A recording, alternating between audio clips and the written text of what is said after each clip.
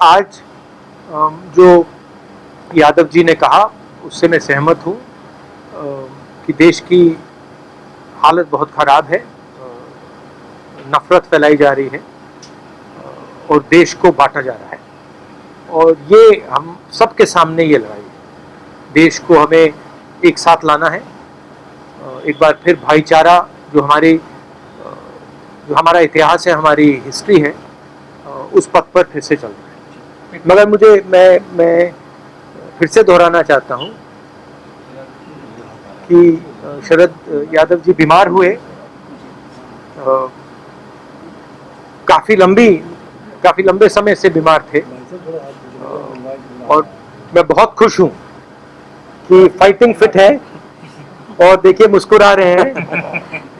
तो ये मुझे बहुत अच्छा लगा और फिर से इन्होंने मुझे राजनीति के बारे में बहुत सिखाया। एक दो घंटे मेरी एक बार इनके साथ मैं गाड़ी में बैठा, हमारा शायद आंध्रा में प्रोग्राम था, तो उसके बाद मैं 3 घंटे गाड़ी में शरद यादव जी के साथ था। और शरद यादव जी ने जो मुझे 3 घंटे में बताया हिंदुस्तान की राजनीति के बारे में, वो मैं कभी भूल ही नहीं सकता।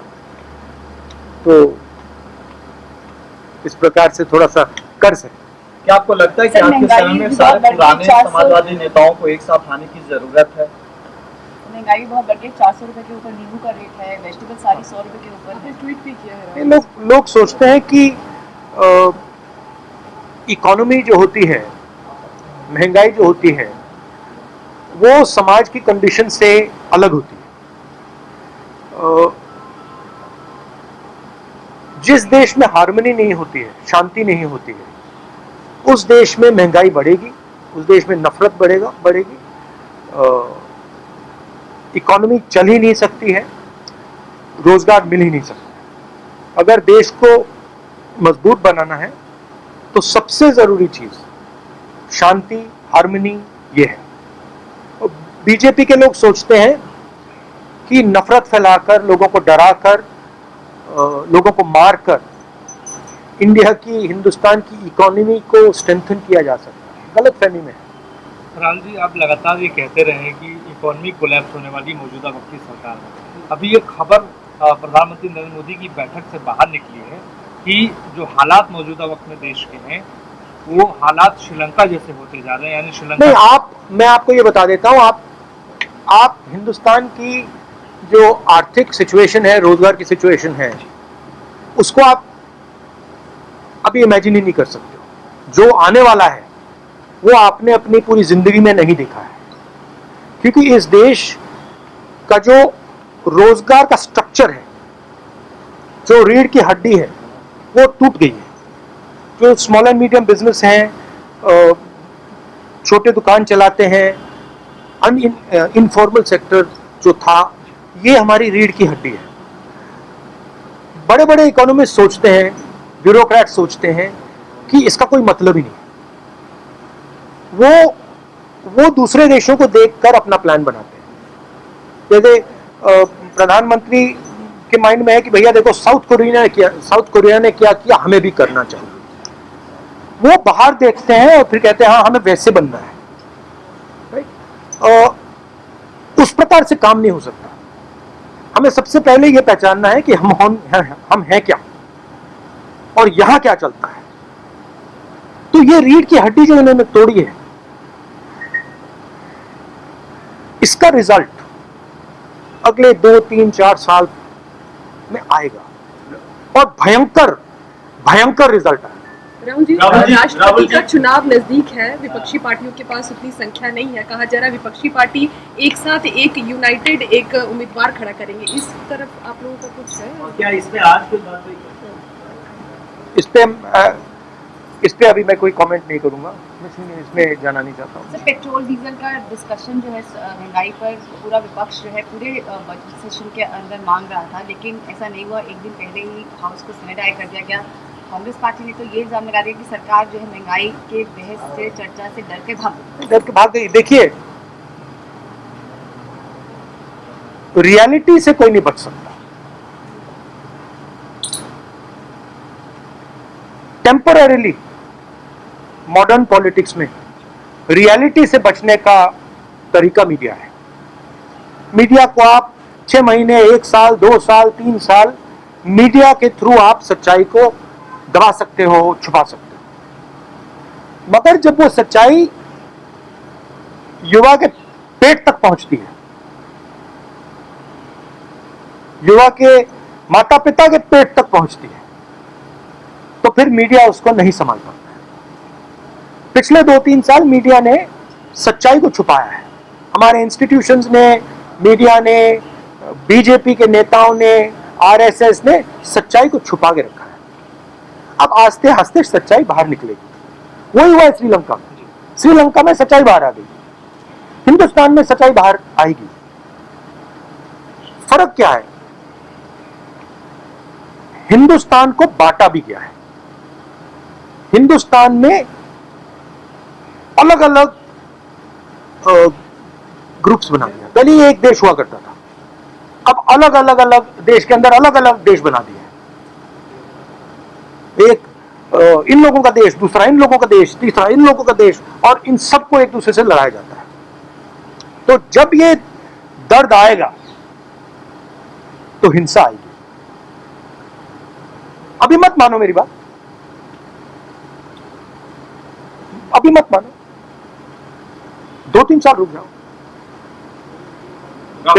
सत्ता पक्ष ये कह रहा है कि ये जो इलेक्टोरल मैंडेट है वो एक तरह से उनको इस बात का मैंडेट देता है, जो पॉलिसी सरकार लेके आ रही है, या petrol, diesel, LPG, electoral mandate क्यों नहीं विपक्ष के साथ है? क्या आप लोग देश की जनता को कन्विंस करने में नाकाम हैं? because there is 100% total domination of the instruments of communication of this country.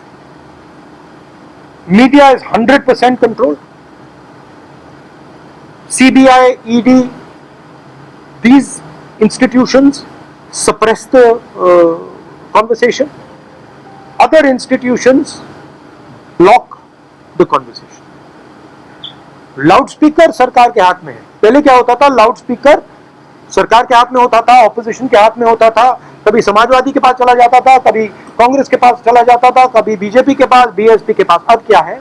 अब लाउडस्पीकर किसी पार्टी के पास नहीं है, अब लाउडस्पीकर आरएसएस और बीजेपी के हाथ में। राहुल जी, नहीं तो मेरा तो जवाब क्या है? जवाब यह है कि इस कंट्रोल को बाईपास कैसे किया जाए।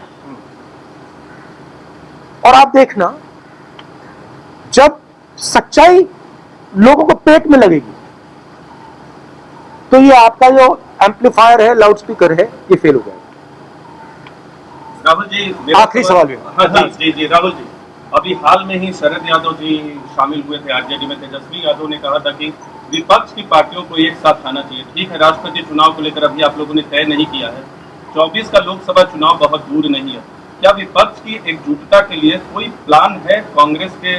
विपक्ष को, बिल्कुल विपक्ष को जो भी आरएसएस और नरेंद्र मोदी जी के खिलाफ हैं, उन सबको एक साथ आना चाहिए। और किस प्रकार आना चाहिए, क्या फ्रेमवर्क होना चाहिए, इस पर चर्चा हो रही है और इसको डेवलप करने की जरूरत है। सर, मेरा last question, Chinese state hacker जो है वो पावर ब्रिज जो लद्दाख में उसको टारगेट किया, उन्होंने वहाँ पर मूवमेंट फिर से देखी गई है। तो क्या कहते हैं कि चाइना के मुद्दे के ऊपर भी विपक्ष चाह रहा था कि डिबेट हो, डिस्कशन? नहीं, चाइना के मुद्दे पे डिबेट पार्लियामेंट में नहीं होगी।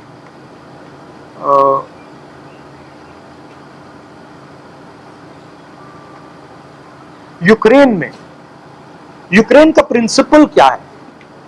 आपने सोचा यूक्रेन का प्रिंसिपल क्या है? यूक्रेन का प्रिंसिपल यह है कि रूस कहता है कि हम यूक्रेन की टेरिटोरियलिटी को नहीं मानते। हम जो डोनबास रीजन है, लुगांस्क रीजन है, उसको हम यूक्रेन नहीं मानते। उस बेसिस पे रूस ने यूक्रेन पर आक्रमण किया। आक्रमण का लक्ष्य क्या है? यूक्रेन और नेटो, यूक्रेन और यूनाइटेड स्टेट्स का जो अलायंस है उसको तोड़ने का लक्ष्य है। लॉजिक सही है। यही प्रिंसिपल चाइना हिंदुस्तान में अप्लाई कर रहा है। जैसे उधर उन्होंने कहा है लुगांस्क और डोनेस्क आपका नहीं है, चाइना कह रहा है लद्दाख और अरुणाचल आपका नहीं है, और उन्होंने अपनी ट्रूप्स वहां पे बैठा रखी है। सरकार इसको इग्नोर कर रहा है, मगर मॉडल उधर है, वो मॉडल यहां भी अप्लाई किया जा सकता है। मगर सरकार रियलिटी को एक्सेप्ट नहीं कर रही है, और मैं सरकार से कह रहा हूं रियलिटी को एक्सेप्ट करो, क्योंकि अगर आपने रियलिटी को एक्सेप्ट नहीं किया और आपने प्रिपरेशन नहीं की, तो जब मामला खराब होगा आप रिएक्ट नहीं कर पाओगे। Thank you. Thank you. Thank you sir, thank you sir.